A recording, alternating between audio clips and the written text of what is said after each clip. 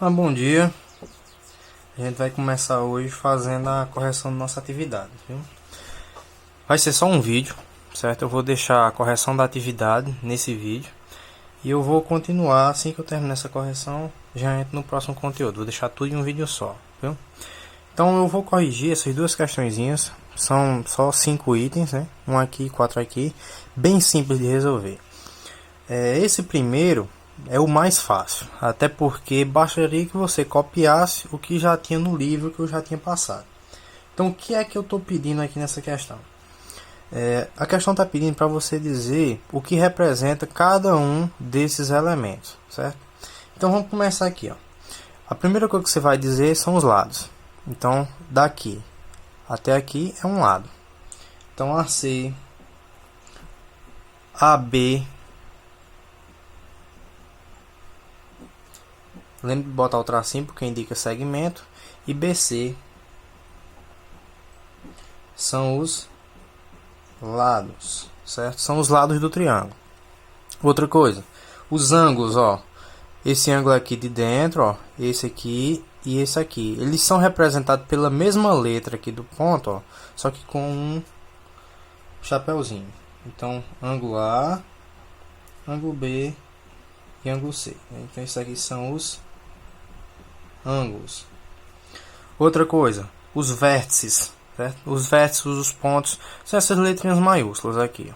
Então A, B e C. Então A, B e C são os vértices. E por final, a gente tem X, que é esse ângulozinho aqui de fora, Y e Z, que são os, então, ângulo X, Y e Z, que são os ângulos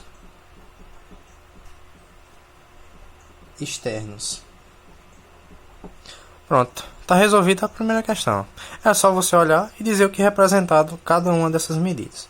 Então eu vou colocar aqui dentro, ó, ângulo A, ângulo C e ângulo B, só para ficar mais claro, né? Bom, então basicamente é isso, né? Basicamente é isso. Terceira questão, eu pedi que você representasse se era possível formar triângulos usando essas medidas. A gente tem lá no livro que eu deixei para vocês uma coisa muito importante, que era o seguinte, ó: nunca um lado pode ser maior do que a soma dos outros dois. Eu até deixei isso aqui, ó. Vamos dizer que os lados sejam A, B e C, que são 3 lados. Nunca o lado A pode ser maior, né? Então ele tem que ser menor do que a soma dos outros dois. Nunca o lado B, né, pode ser maior do que a soma dos outros dois. E C tem que ser menor, sempre tem que ser menor do que A mais B. Eu coloquei isso lá. O que é que quer dizer?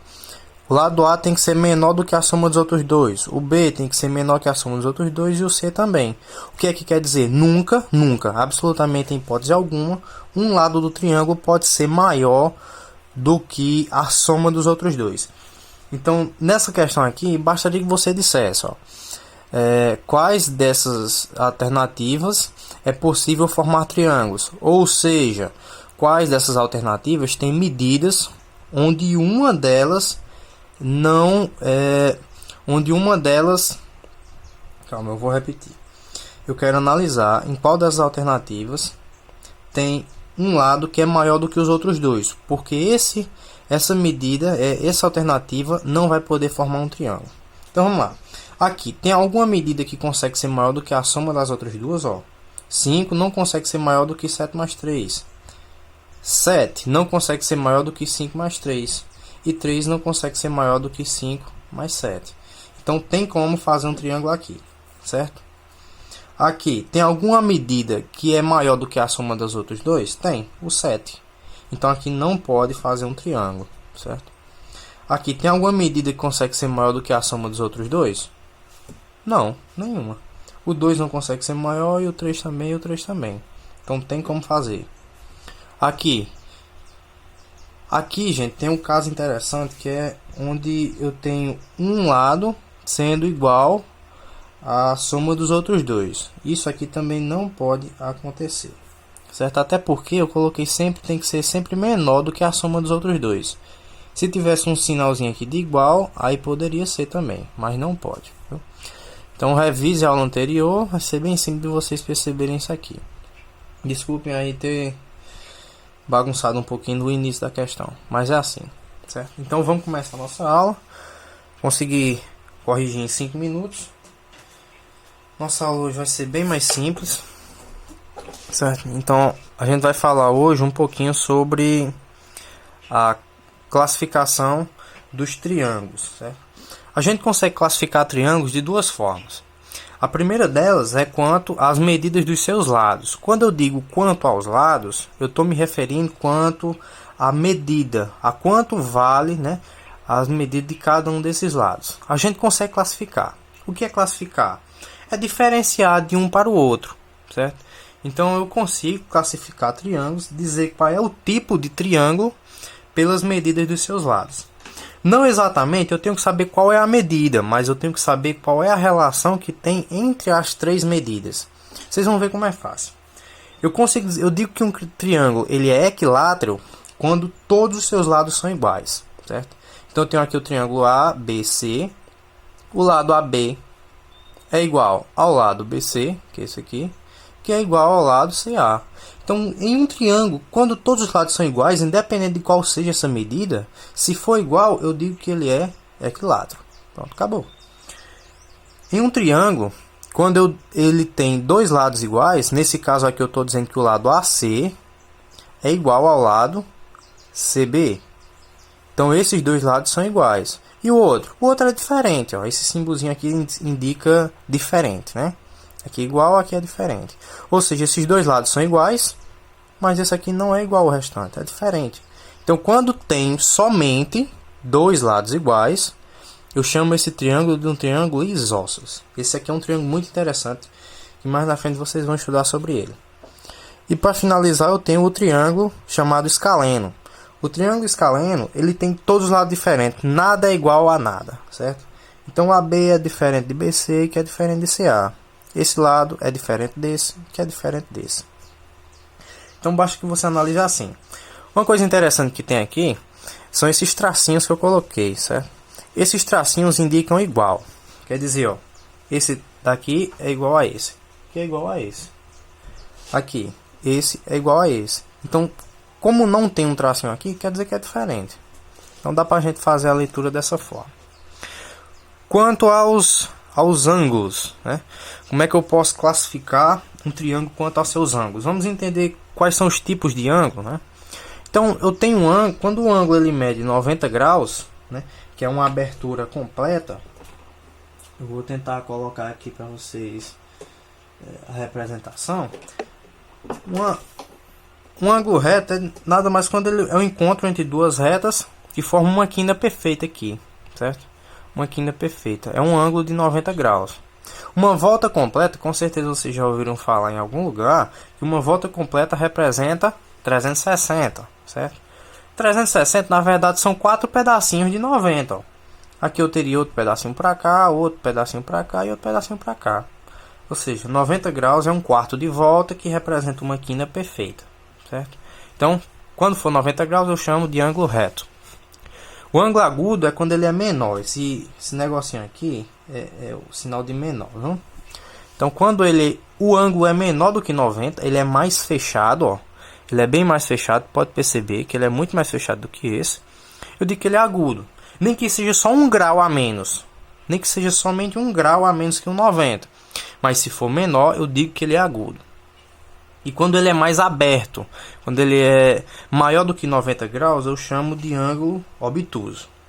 Então, quando eu conheço os nomes desses ângulos, qual é a relação entre as suas medidas, eu consigo também classificar triângulos pelas medidas dos ângulos que tem aqui dentro. Ó. Então, o primeiro triângulo que eu posso classificar é o triângulo retângulo. Qual é a característica dele? Todo triângulo retângulo ele tem um ângulo de 90 graus. Então, tá aqui. A gente representa geralmente o ângulo de 90 com um quadradinho e um pontinho no meio. Então, quando o triângulo tiver um ângulo de 90 graus, ou seja, uma quina perfeita em qualquer um dos seus cantos, eu chamo de triângulo retângulo, certo? Pergunta, Mel, Tem como ter mais de um desse aqui? Não, não tem, viu? É impossível, não pode ter mais de um. Até porque sempre quando eu somar tudo tem que dar 180. É uma regra que a gente tem na matemática. Quando eu somo todos os ângulos de um triângulo, tem que dar exatamente 180. Se tivesse mais de um ângulo de 90, já passava, né? Então não teria como. Acutângulo é aquele triângulo que tem dois ângulos agudos. O que são ângulos agudos? Aqueles ângulos que são menores que 90. Então, quando o ângulo ele tiver dois ângulos mais fechados, né, menores que 90, a gente diz que ele é acutângulo. E o obtusângulo segue a mesma ideia, só que indo pelo obtuso. Ó. Se eu tiver um ângulo obtuso, eu chamo ele de obtusângulo, certo? Então tá aqui. Um ângulo obtuso, ele é um ângulo maior que 90 graus, ele é mais aberto. Se tiver a presença dele no triângulo, eu chamo de obtusângulo. Agora eu não coloquei aqui no resumo, mas é uma coisa muito importante que você tem que lembrar. A gente quando vai classificar triângulos, a gente classifica de duas formas, né? Também é possível fazer a classificação de duas formas. Quando ele é pelos lados e pelos ângulos. Por exemplo, um triângulo, todo triângulo equilátero, ele também é acutângulo, ó. Perceba que os seus ângulos eles são fechados, ó, certo? Então todo triângulo equilátero ele também é acutângulo. Um triângulo retângulo, ele pode ser isósceles, ele pode ser escaleno. Então, aqui a gente analisa só os ângulos e aqui só os lados. Mas se a gente souber a medida dos ângulos e dos lados, a gente pode classificar das duas formas, viu? Sem problema algum. Analisa os lados, depois analisa os ângulos. Classifica de um e classifica pelo outro. Aí você diz que são as duas coisas, viu?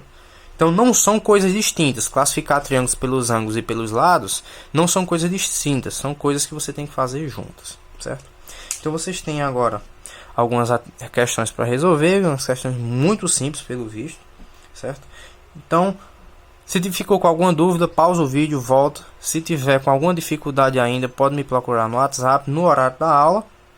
Ou também pode procurar pelo mesmo tema no YouTube, que você vai encontrar muita coisa legal lá, viu? Então, bons estudos para vocês.